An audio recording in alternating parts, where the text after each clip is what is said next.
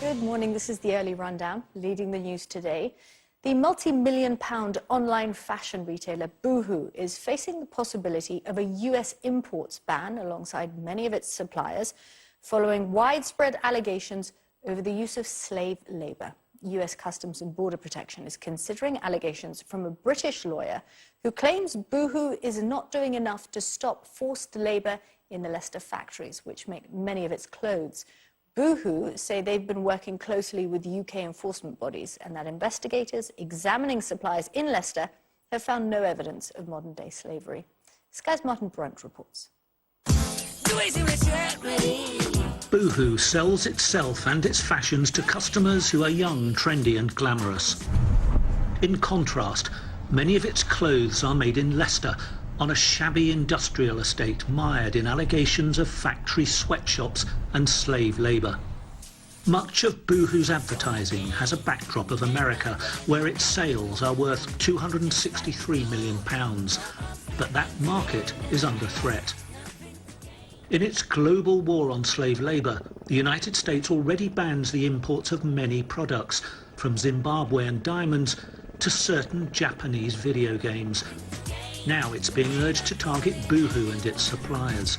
British campaigner Duncan Jepson has petitioned US Customs and Border Protection for a ban on products from Boohoo and most of Leicester's garment industry. The evidence of Boohoo and forced labour is quite compelling. I think this will be a wake-up call for British institutions about how they're handling modern slavery and forced labour, particularly in the communities like Leicester and Leicester East. What obviously we'd all like is for Boohoo to really get to grips with the governance of their supply chain, to ensure that there is no wage theft, to ensure that people have proper contracts. In his petition to US Customs, Mr. Jepson writes, "The dire extent of labour violations in the apparel industry in Leicester has been common knowledge for a long time, and Boohoo, according to its own report, did not, and it is argued has yet to, govern and manage its supply chains effectively enough to eliminate the real suspicion of forced labour." If they do identify this in the supply chain in Leicestershire, the potential sanctions to not trade in the United States are enormous. But what it will do as well is it will create a gap for good businesses to come in and pay people properly. Last summer, in a review, Boohoo's own investigators damned the company for ignoring deplorable conditions within its supply chain. Boohoo has 14 million online customers.